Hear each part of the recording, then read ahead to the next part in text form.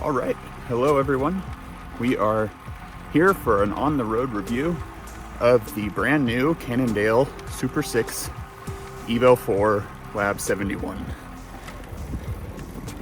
So we have a lot of things to talk about today. We'll go over some of the positives, some of the negatives, and what I think about the bike overall as a whole and how it compares to some of the other bikes we've been looking at.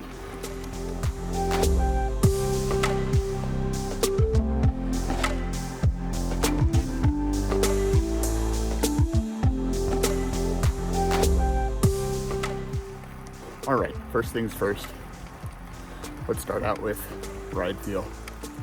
Very comfortable. This bike, despite having some pretty decent Aero shaped, very thin tubing, is honestly surprisingly comfortable. After a lot of miles, you just don't feel like you're getting beaten up, and I really like that. I know it's a race bike, but if you don't feel beaten up, you're just gonna feel that little bit more sprightly, a little bit better, more willing to push it, go for it, over the next hill to the next sprint. I have tried this bike with a couple of different wheel sets, admittedly all with 28s, so tires and wheels will make a big difference on how the bike feels, but the fact that that kind of comfortable experience has held true over multiple wheel sets tells me that that's more of a characteristic of the bike than of the wheels or tires that I'm using.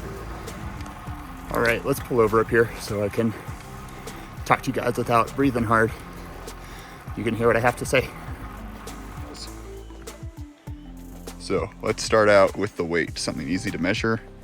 In this current setup, in a size 56 with the Zip 353s, including pedals, bottle cages, Garmin mount, two-piece handlebar setup, but without the computer and without the saddlebag and taillight, this bike weighs 6.8 kilograms, almost on the dot. So definitely a very fun bike uphill, and surprisingly fast on the flat. So let's talk about it. Something that Cannondale has done really well is sculpting this front head tube. It is extremely narrow, and because of that, you actually get a lot of aerodynamic benefit. In fact, the way this fork kind of transitions into the head tube is also very smooth.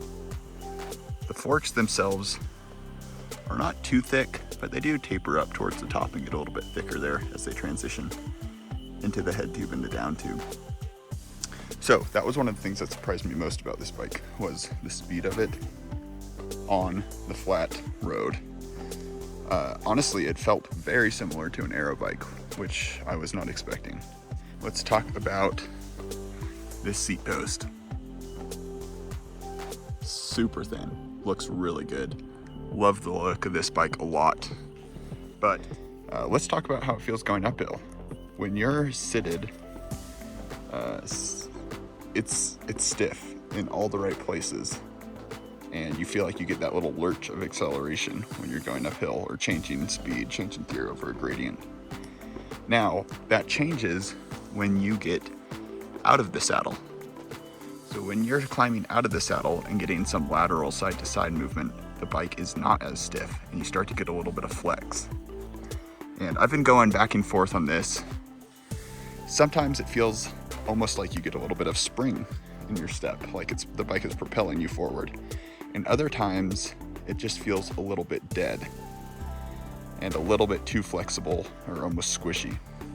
So I haven't been able to figure out why that's the case, but I do wish it was stiffer laterally, side to side.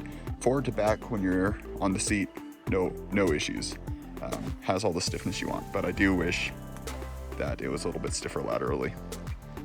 Another big positive, can't quite see it, threaded bottom bracket. So that's just nice, easy to work on, easy to maintain, easy to remove if you need to get to any cables or anything. But let's talk about a negative. I have been having some creaking issues from the seat post, and I've tracked down a new replacement seat clamp. So there is a revised seat clamp. The original one that came with the bike is kind of a grayish color. The new one is a purple color, and that has helped reduce the creaking a little bit, but it's still there.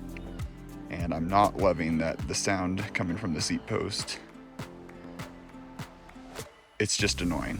When you're in the middle of a ride, it's just annoying to hear a creak from the seat post. So I'm continuing to try to chase that down and see if I can't solve that issue, but don't love that. Up front, the Cannondale stem, pretty nicely done. I like it a lot. I'm running a 2-piece system right now with an NV bar and everything internal through there. So I think it's pretty well done. Eventually I would like to change to a 1-piece cockpit, but the versatility of having a stem that can fit a variety of bars, and you can run it through here or you can run it underneath.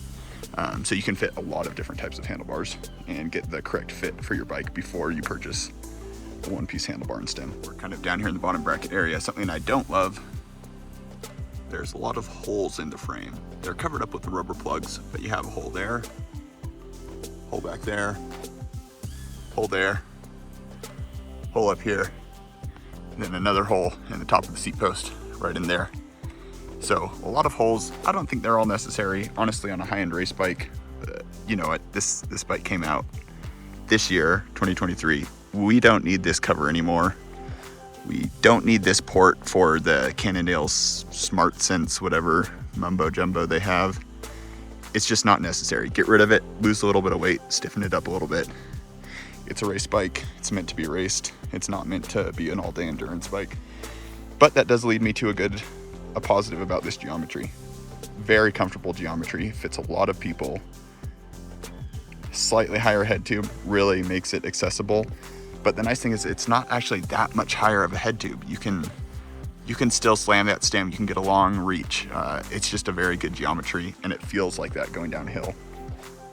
I've been able to go around a lot of the corners, and previously these are corners that I've slowed down for or had to, lean in a little more aggressively. This bike, I go around the corner, I'm like, wait, was that the corner that I have always had to slow down for?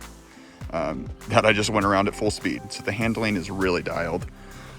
I love the look of the front fork with the covered up through axle on the end, something super minor.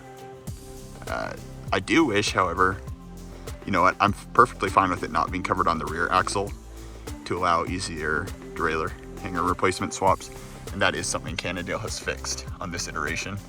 They've made it a 2-bolt system, so less prone to cracking like they're old. But I do wish they would include a direct mount hanger, so I've had to source a third-party direct mount hanger. Just wish they would include that in the box or with the frame or the bike or whatever you buy. For Shimano systems, it makes it shifts just that little bit better.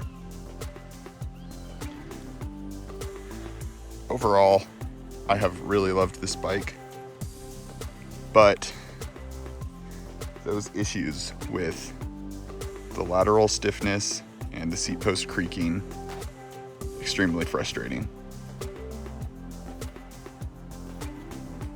So you tell me, what do you think? Is this a good bike to buy in 2023, 2024? Or is this something that you would maybe wait for a revision? With that, thanks for watching this review of the Cannondale SuperSix Evo4 Lab71. We'll be back with more content soon.